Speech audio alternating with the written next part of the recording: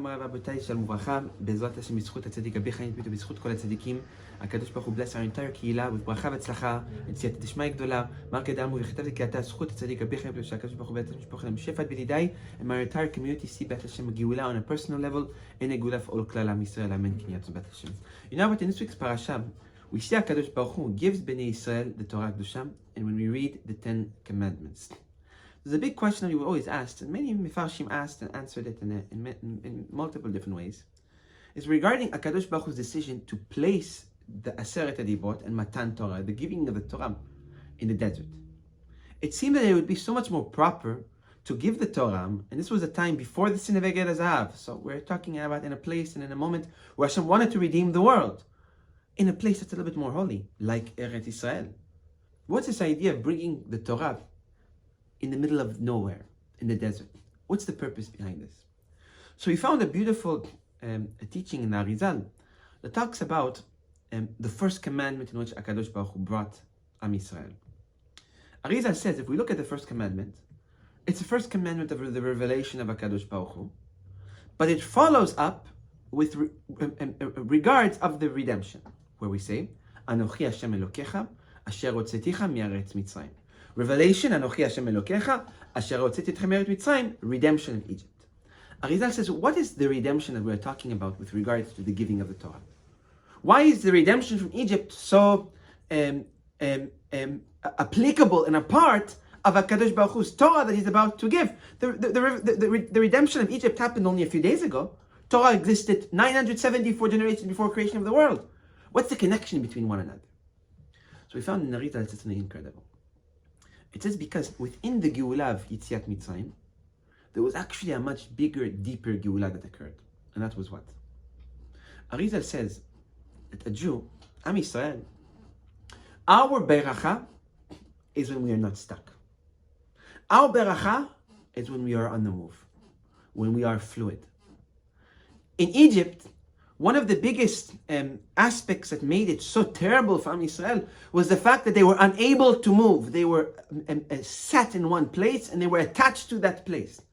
Arizal says a Jew has no bracha when he's dwelling in a place, when he finds home and refuge in a city, in a country within our world. A Jew's bracha only exists when he's traveling, when he's on the move. And we see this even with the first words of HaKadosh Baruch Hu's conversation with Avraham Avinu alav shalom.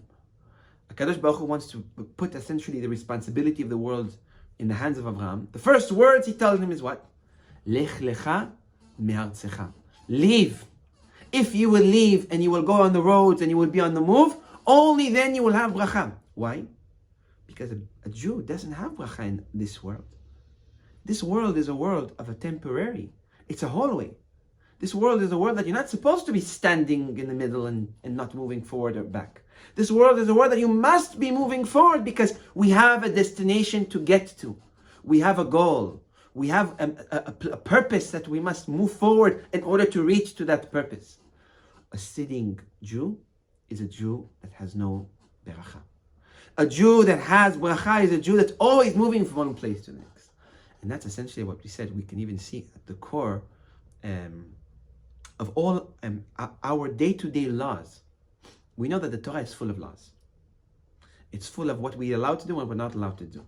And they serve as a purpose to guide us in the right way to take us to our goal, to take us to our end goal. But we don't call them laws, chukim. We call them what? Halachot. What's halachot as a word have anything to do with laws? All the Mefarshim say it's halichot. What's halichot translate to? Ways of walking. Where even within the Torah, all the mitzvot that we were given were not mitzvot that were given for any other purpose, but to take the Jew and to guide him on how to walk and where to walk. Or we could even go as far as saying to make sure he is walking. And that's what we read every single day. In Torah Rabbi Pinto, Kol hashoneh halachot bechol yom, muftach lo shu ben olam haba. Anyone that repeats and studies halachot every single day, guaranteed he has olam haba. It doesn't even say if he keeps the halachot. If he just reads the halachot. Maybe we can say that the segula behind an halacha is to remind the individual that we are holech. We must be moving. We must be traveling. We must have a goal to reach to. And that's what we see even with the idea of Amalek and with Esav. The first conversation we see that Yaakov Avinu Shalom has with his son is what? Yaakov is preparing a meal. Esav comes, and the first word we hear of Esav is "Rei ani holech lamut." He looks at Yaakov and he says, "I'm about to die." Why? Because Esav, the other ummot, they see the idea of halicha as a bad thing, because their halicha only takes them to one place. Their moving forward in life only takes them to one destination. That's mita. But a Jew, no. A Jew's destination is always to reach him to a place of actual Geulah, of reaching where he's supposed to be most optimal for success and bracha, and all the most beautiful things that can possibly be. And that's what we see, even every single Jew that is embedded with this idea of always being on the move, always being walking. Where do we see this? We see this even with the Brit Milah. We know that we do the Brit Milah on the 8th day. Why the 8th day? What's this idea of cutting the Brit on the 8th day? So as we all know that the 8th day represents Ma'al Teva, above the nature, represents Olam Haba, represents the world that will be at the time of Biat HaMashiach. It represents a world that will come at the time of the Geulah. The Brit is something that sits between the legs.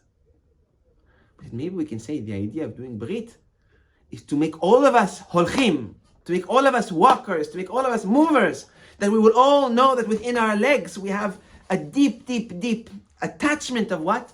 A deep attachment of walking to Olam Haba, walking to our goal, walking to spirituality, walking towards HaKadosh Baruch Hu. In our life we can have so many obstacles. We have so many things that occur. They might seem that they are positive, they might seem that they are negative, but it doesn't matter. As long as we are moving forward, as long as we wake up every single day, and we tackle every single day with the utmost ratzon to be good and to spread positivity and to spread goodness, that's all what must be done. And that's what we see with the idea of Matan Torah in the desert. It's teaching us that what? That the Torah was always a tool to help us navigate in a place where there is nothing. Our world is a place that there is nothing. Nothing matters. There is no good things that occur. There is no bad things that occur as long as we are moving forward. So Be'ezrat Hashem, HaKadosh Baruch Hu will give us the koach that the Torah will always be our inspiration to make sure that we are moving forward in the right path, in order that Be'ezrat Hashem we will finally reach to our destination, to Eretz HaKodesh, which Eretz HaKodesh will be Be'ezrat Hashem. B'mera b'yamenu with Mashiach Tzidkenu, Amen. Be'ezrat Hashem.